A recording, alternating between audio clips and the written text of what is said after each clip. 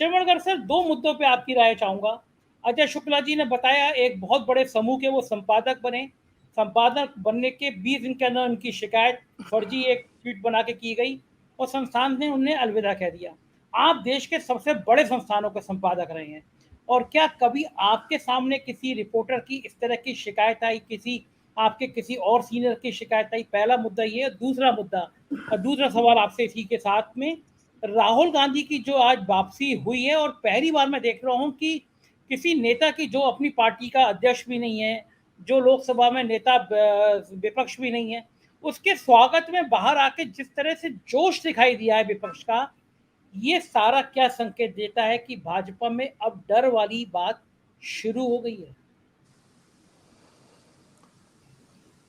देखिए, आपके पहले सवाल का जवाब तो बहुत मुश्किल है और बहुत लंबा हो जाएगा। मेरे को क्या है, मैं 40-50 साल काम किया है मीडिया में, तो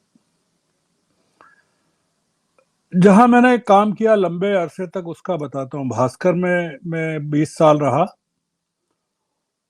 और मेरे खिलाफ सैकड़ों शिकायतें भास्कर के मालिकों को हुई, सैकड़ों शिकायतें। वो उन्होंने उसका कोई नोटिस नहीं लिया। कई बार तो शिकायतें जो की वो मेरे पास भेज दी उन्होंने।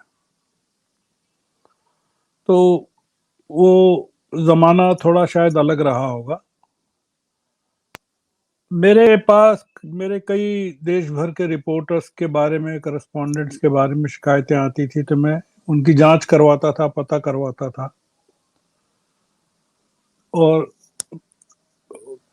कई बार शिकायतों को दूर भी करता था।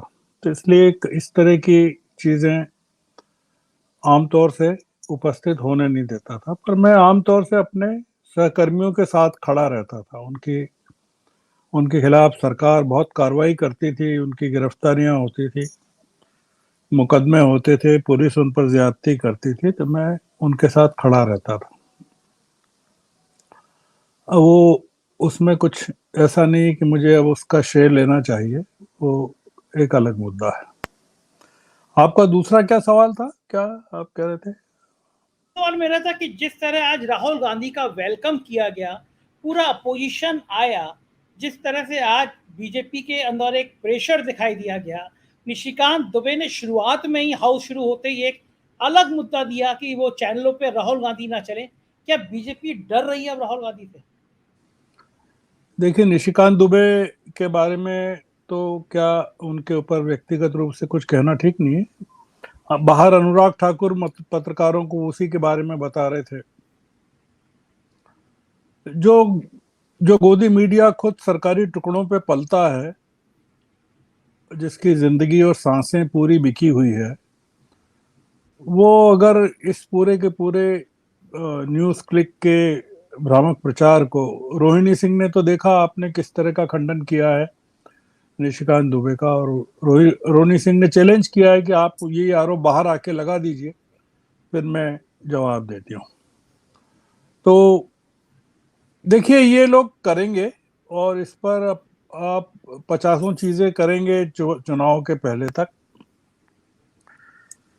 राहुल गांधी के खिलाफ क्या क्या नहीं किया इन्होंने, और अभी भी क्या क्या नहीं कर रहे हैं उनके परिवार को लेकर।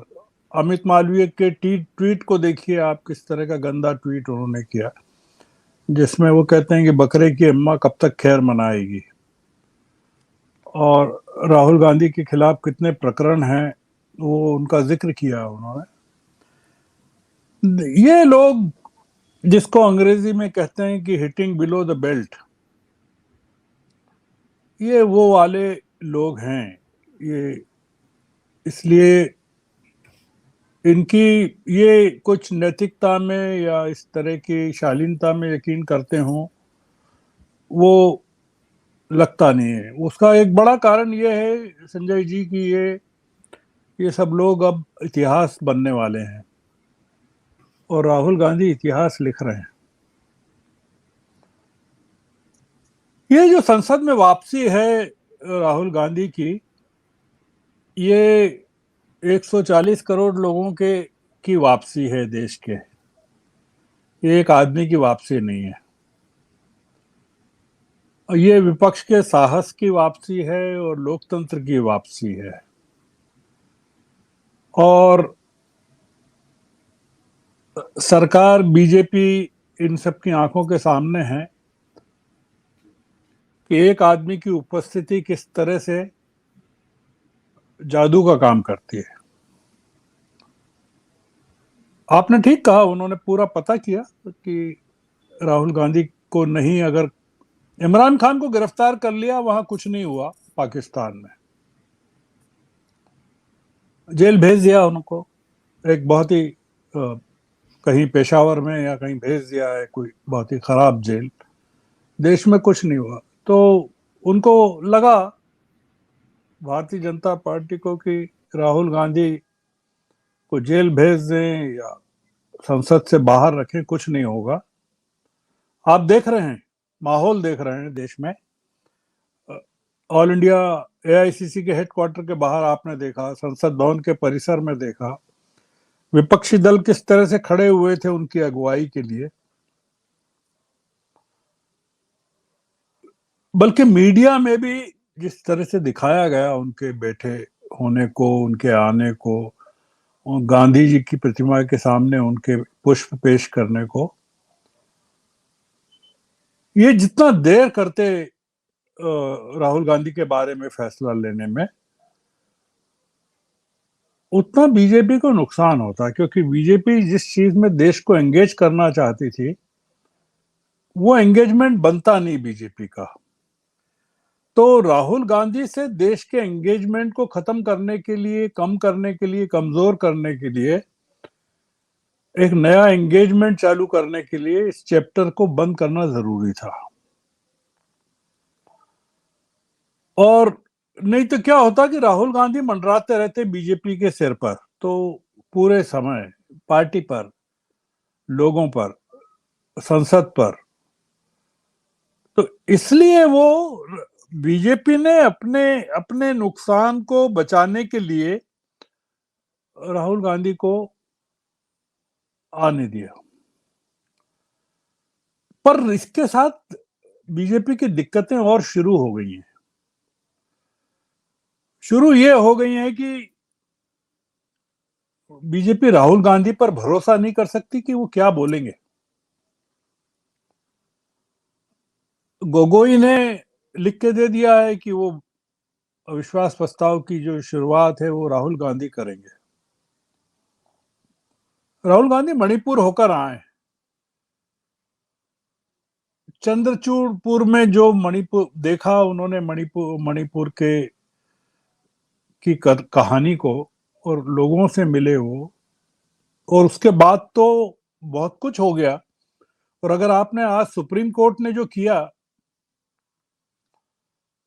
कि किस तरह से सुप्रीम कोर्ट ने 3 लोगों की कमेटी बनाई है और बॉम्बे के एक रिटायर्ड डीजीपी को मॉनिटरिंग के लिए लगाया है, और क्या क्या किया है सुप्रीम कोर्ट ने। और सुप्रीम कोर्ट ने जो आज किया उसमें पता चला कि बलात्कार के 2 मामले नहीं, 11 मामले। और मणिपुर के डीजीपी वहां खड़े रहे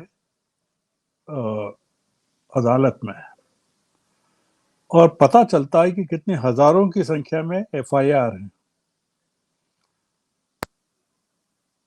राहुल गांधी जब बोलेंगे, मणिपुर पर बोलेंगे,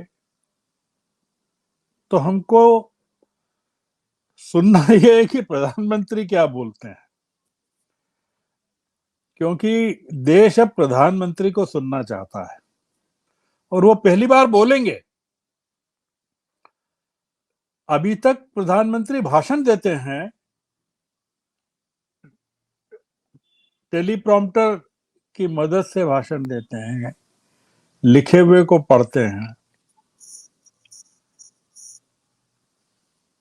4 महीने बाद राहुल गांधी की वापसी हुई है, तो दुनिया भर की नजरें राहुल गांधी के बोलने पर रहेंगी।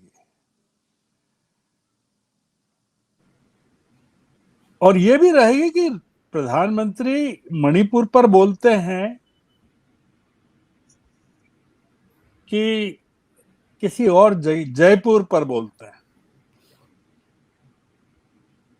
कि छत्तीसगढ़ पर बोलते हैं,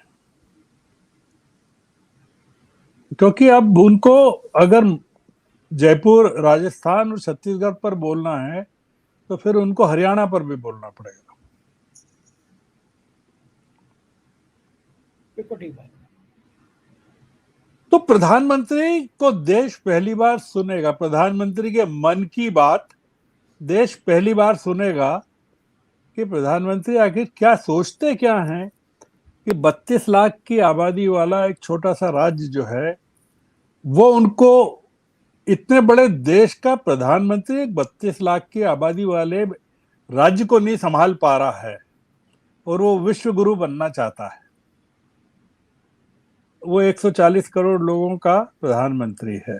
सुनेंगे कि 4 महीने तक वहां, या अभी भी, आज भी, कल भी 7 लोग मारे गए वहां पर, कई घायल हुए। तो ये जो अवसर है संजय जी, राहुल गांधी का उपस्थित रहना इसलिए जरूरी है